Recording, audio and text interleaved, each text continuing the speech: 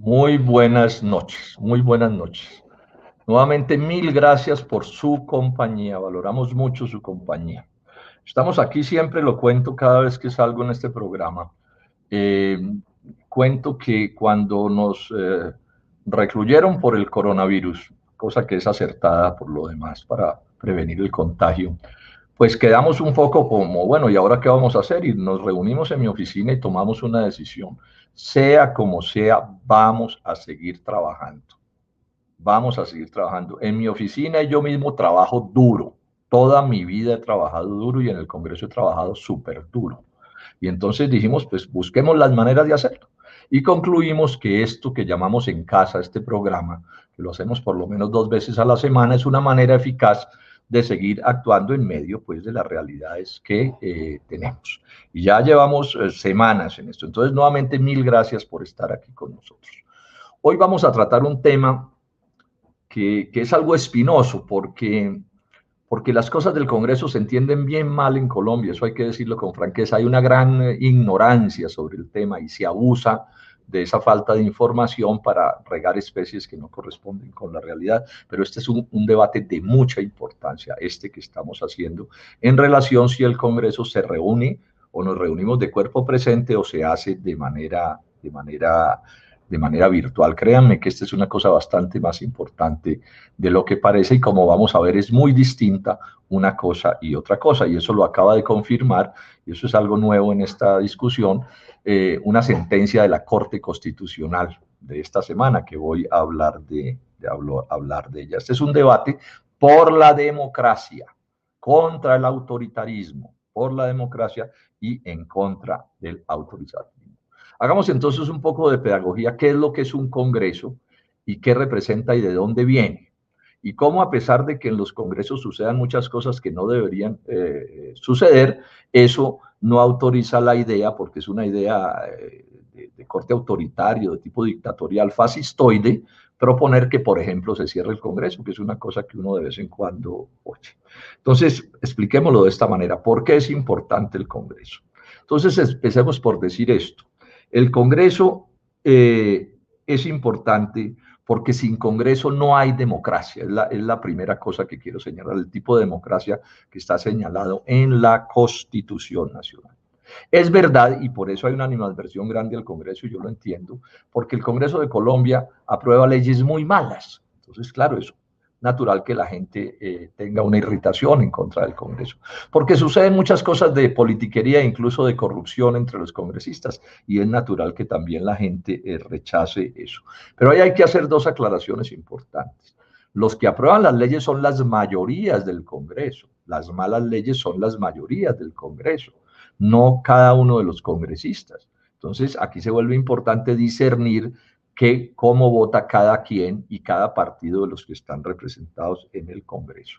O sea, entonces aquí se vuelve muy importante, repito, discernir de una cosa esta. Y en el caso de la corrupción o la politiquería, pues la misma cosa. No es el Congreso el que se mermelada, para llamarlo de esa manera, sino cada uno de los congresistas o de los partidos. ¿Sí? No es la institución misma. Entonces yo aquí hago un recorderis de una cosa que le aprendí a un obispo con el que hicimos unas luchas muy importantes, Monseñor José Luis Serna, en las luchas grandes de la década del 90 en defensa de la caficultura colombiana. Él me decía un día, mire Jorge, cuando el cura párroco no funciona, lo que hay que hacer no es cambiar al cura párroco y no quemar la parroquia. Cambiar al cura párroco y no quemar la parroquia. Eso se le ajusta exactamente con este desprestigio que por razones que ya expliqué es natural que tenga el Congreso. Ahora, ¿por qué es el órgano de la democracia? Es el órgano de la democracia por excelencia, con todos sus defectos.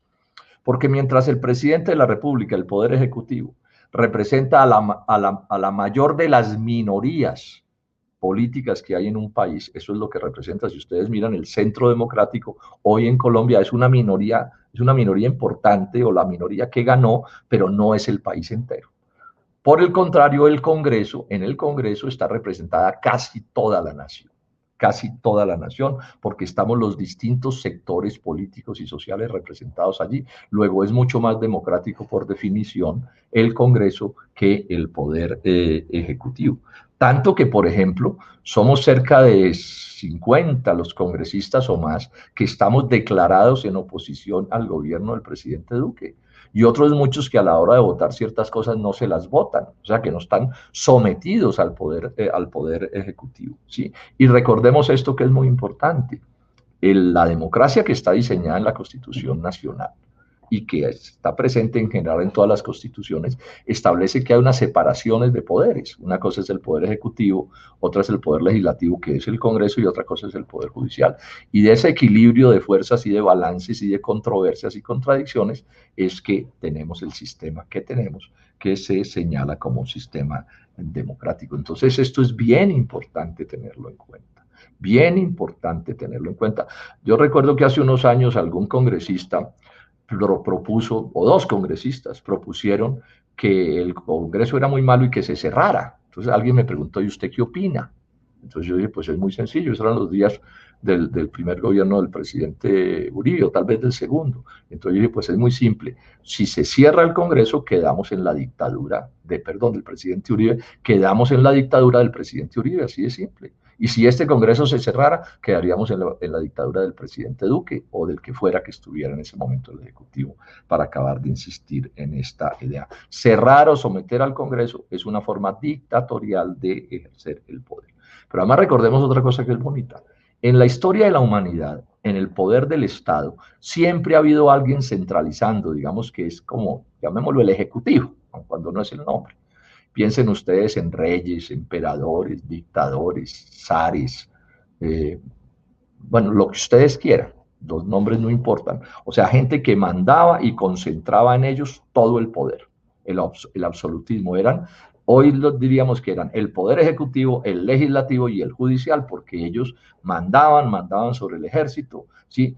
Establecían las normas que se les daba la gana imponer y metían a la cárcel o fusilaban o colgaban al que se les diera la gana.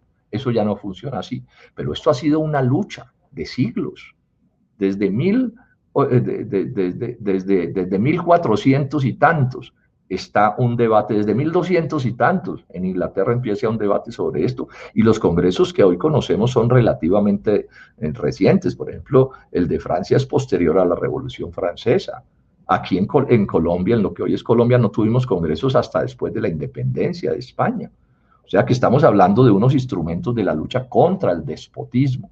Repito, por malos que sean, por malas que sean las leyes que se aprueben, ¿sí? Son instrumentos de la democracia. Ahora, en nuestro caso, dejamos constancia de que esas malas leyes, por ejemplo, que aprueba el duquismo, que han aprobado los gobiernos anteriores, nosotros las hemos votado negativamente en el polo democrático. Entonces, esta es una primera cosa que quería señalar, ¿sí? Ahora, ¿por qué no el Congreso virtual? ¿Por qué no el Congreso virtual? Bueno, en primer término, porque el Congreso no es una suma de personas, no es una suma de personas, sino que el Congreso es una institución, un colectivo cuya fuerza depende del colectivo. O sea, antes también se hubieran podido hacer sesiones virtuales, por llamarlo así, o sea, hace años se hubiera podido votar, no sé, por señales de humo, por paloma mensajera, mandando un mensaje con un mensajero, después por telégrafo o después por teléfono.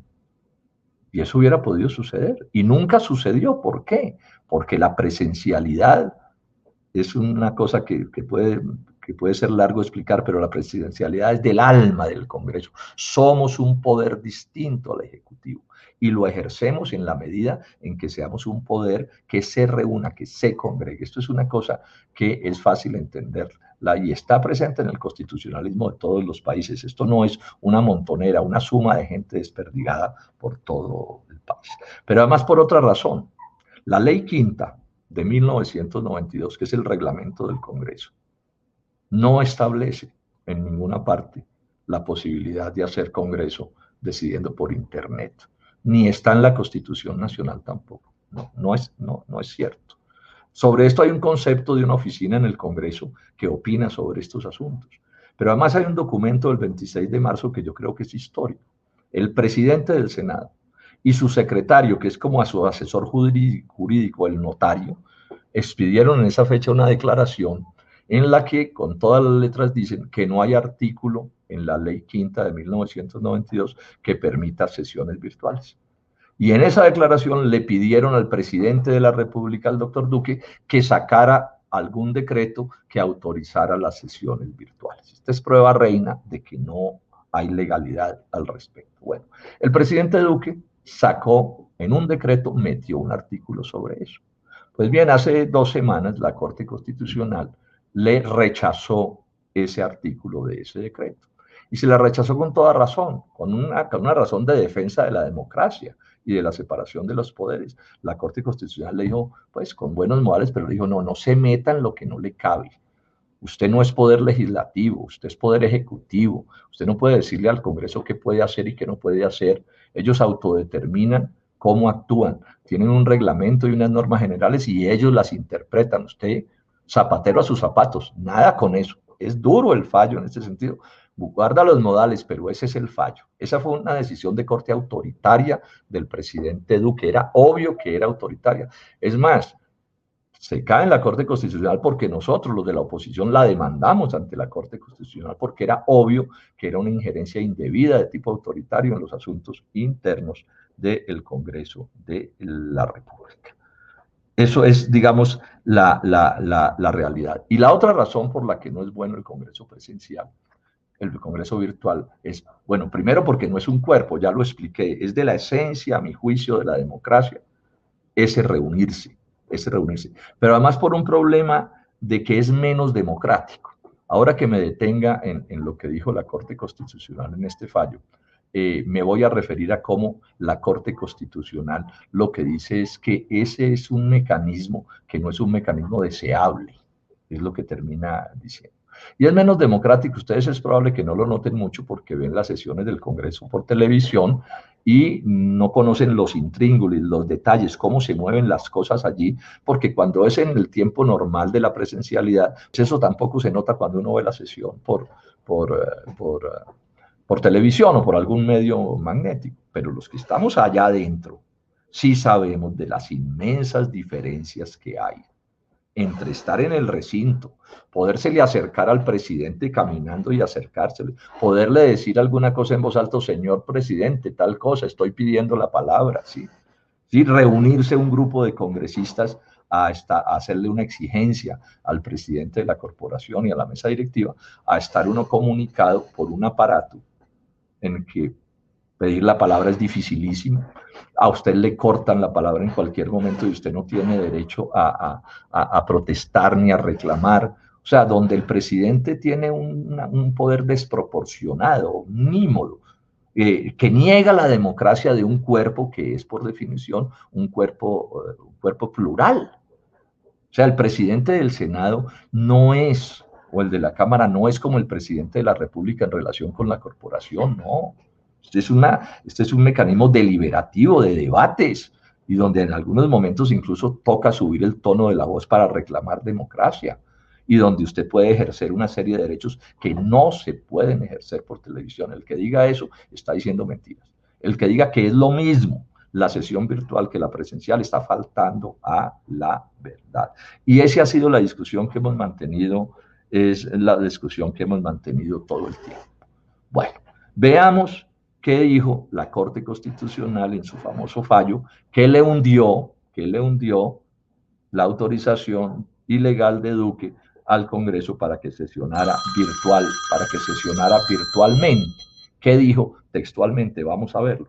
En esa decisión, la Corte Constitucional le da el paso a las sesiones virtuales. Hay que reconocer eso como un hecho.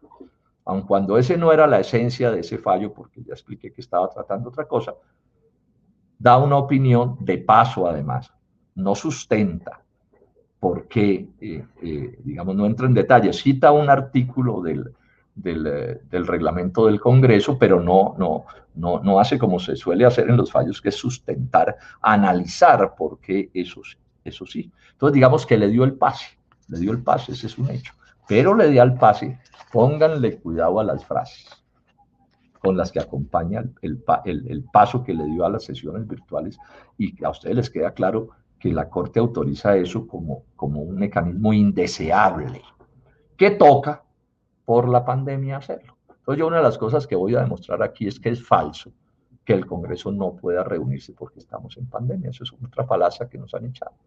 Que porque es que las normas de bioseguridad, etcétera. Yo voy a mostrar cómo hay un mecanismo expedito autorizado por la Constitución que dice que sí que dice que nos podemos reunir con todas, absolutamente todas las garantías. Pero antes de entrar en eso, leamos las cosas que dijo la Corte Constitucional.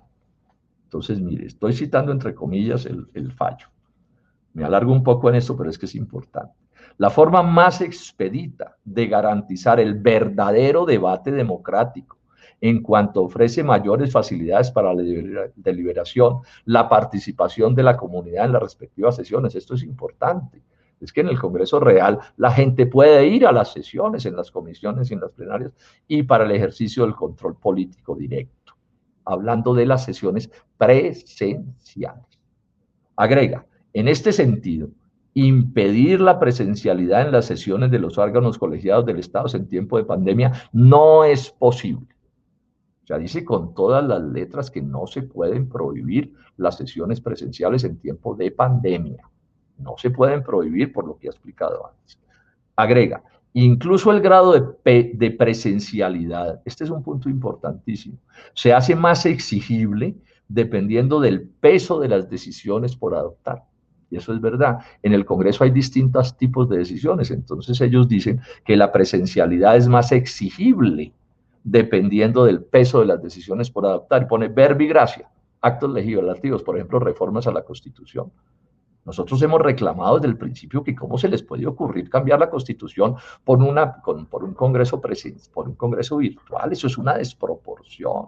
Leyes estatutarias, que son leyes de mayor nivel que tienen que ver con derechos fundamentales de las personas. Normas tributarias, una reforma tributaria en congreso presencial, hágame el favor, la desvergüenza. Normas penales. Yo les pregunto a los trabajadores, ¿les gustaría una reforma pensional o una reforma laboral aprobada en congreso virtual? Pues bueno, la Corte dice, ojo, ojo con eso, por dónde se están metiendo. Agrega, así las cosas, se impone decir que la virtualidad es la última ratio, o sea, la última opción, pues como la desesperada. Esto es una forma de deliberación subsidiaria y excepcional. O sea, que aquellos que se montaron en la teoría de que eso era lo mismo y que es que no molesten, que ese es un debate menor, que no importa, se equivocaron. Es más, he visto con complacencia que personas que inicialmente estuvieron de acuerdo con que las sesiones virtuales no tenían ningún problema y eso estaba bien, en este momento los he visto pues con honradez rectificando su posición diciendo no, esta cosa resultó más complicada de lo que parecía, porque claro, ya la experiencia va explicando ciertas cosas.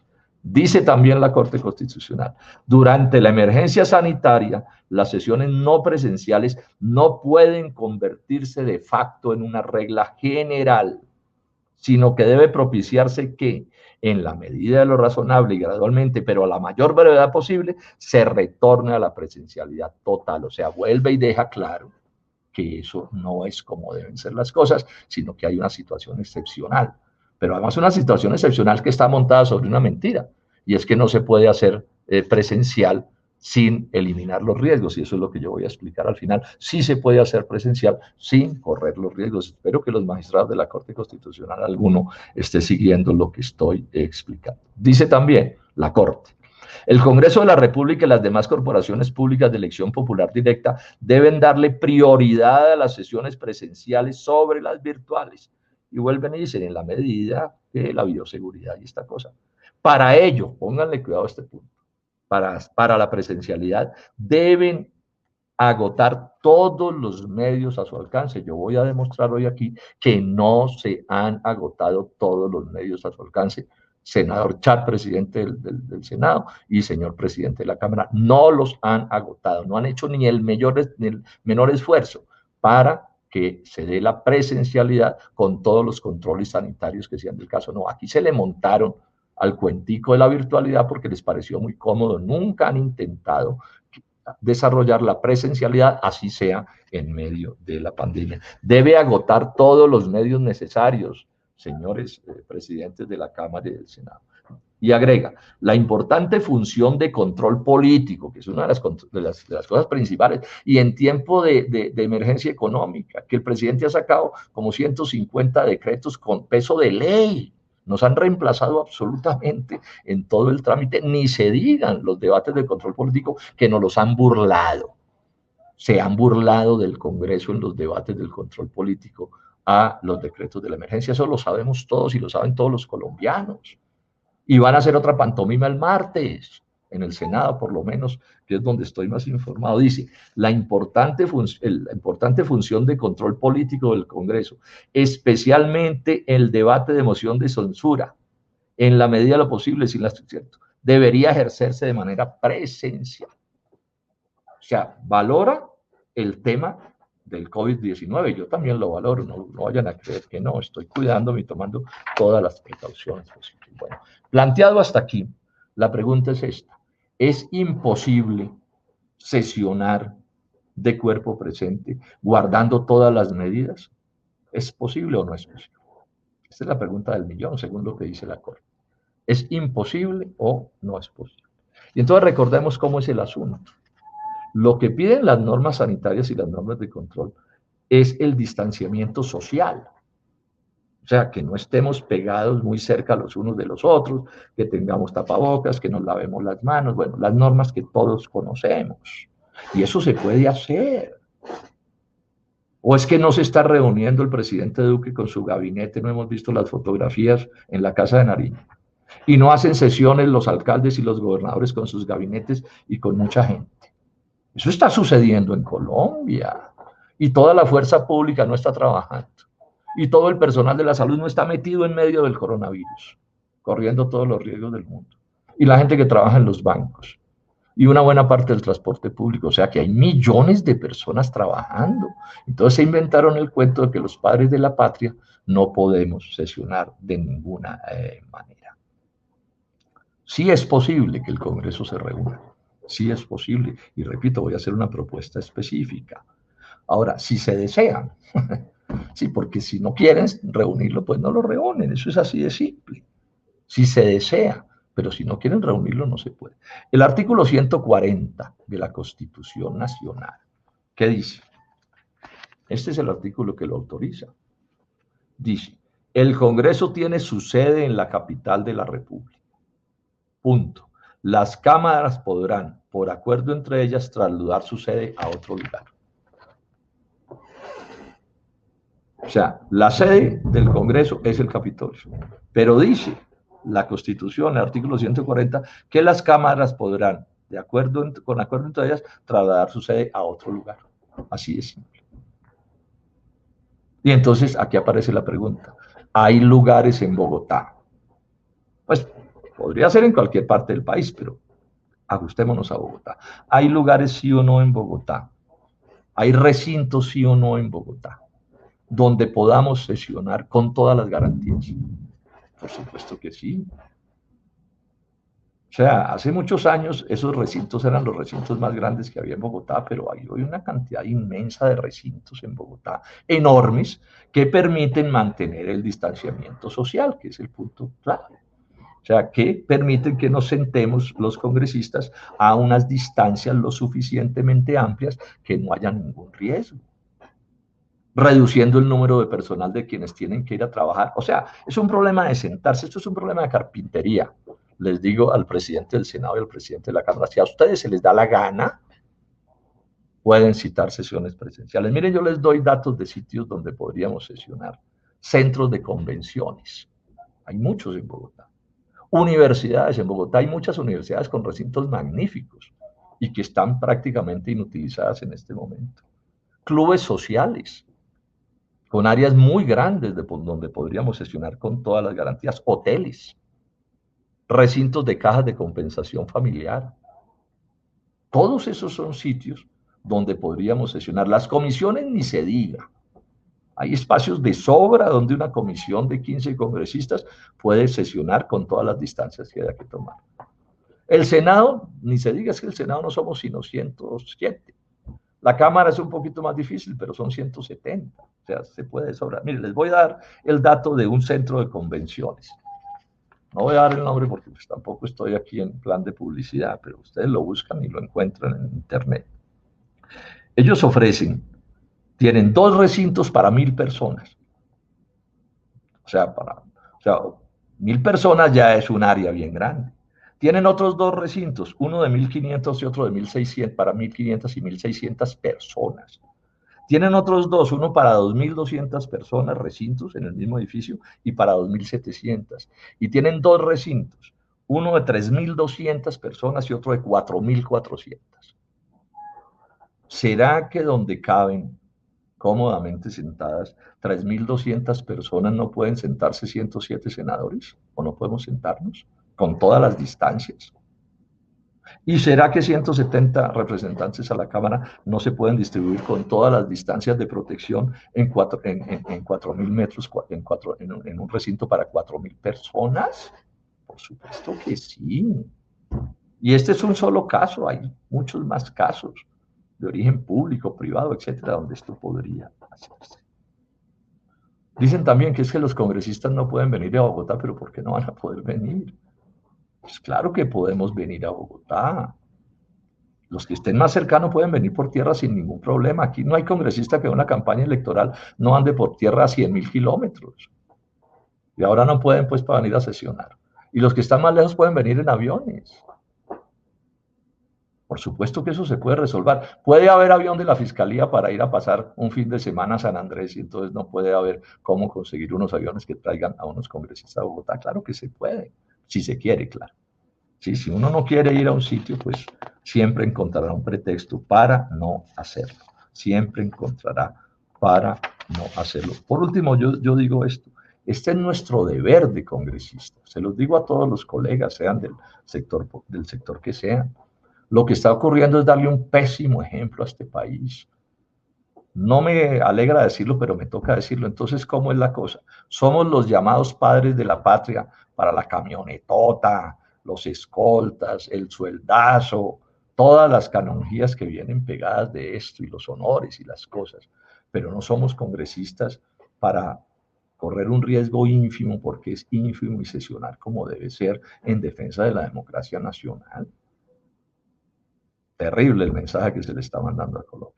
Pero además hay una cosa que es grave y en ese sentido me gusta la decisión de la Corte Constitucional. Es que aquí yo ya he oído mucho la especie. He tenido por lo menos controversias con 3 o 4 colegas de los más furibundos duquistas diciendo que es que esto es mejor. Háganme el favor. Ya inventaron el cuento que es mejor el Congreso, que no es que toque, ¿cierto? Y que es horrible, pero que bueno, ¿cierto? No, ya están diciendo que es mejor, que es más democrático. Háganme el favor, la desproporción. O sea, aquí estamos jugando con candela también, les digo, colombianos. Estamos jugando con candela. Y ya estoy viendo venir, por ejemplo, en el mundo de la educación, el cuento de que no, ¿para qué? ¿Para qué clases presenciales? Que todo sea con virtuales. O sea, aquí se están moviendo muchos intereses y aquí hay una visión autoritaria de las cosas en este debate. La actitud autoritaria del presidente Duque se la hemos cogido en muchas cosas, incluido el famoso decreto que le tumbó la Corte Constitucional. Pero claro, ellos están felices que el control político sea más débil, que él sea el rey. Pues la televisión para él solo, todos los días. Pontifica y pontifica y pontifica y pontifica, y eso les parece muy democrático les parece. Entonces, termino haciéndole un llamado cordial a todos los colegas, pero particularmente a los presidentes de la Cámara y del Senado. Pónganse las pilas, cumplan con su deber. Cumplamos todos con nuestro deber, tomemos todas las medidas de precaución necesarias, todas, pero cumplámosle al país y a la gente que nos eligió y sesionemos como se debe sesionar, de acuerdo con los criterios más básicos de la democracia de cualquier país. Defendamos esta democracia que está amenazada, les digo a los colombianos. Muchísimas gracias.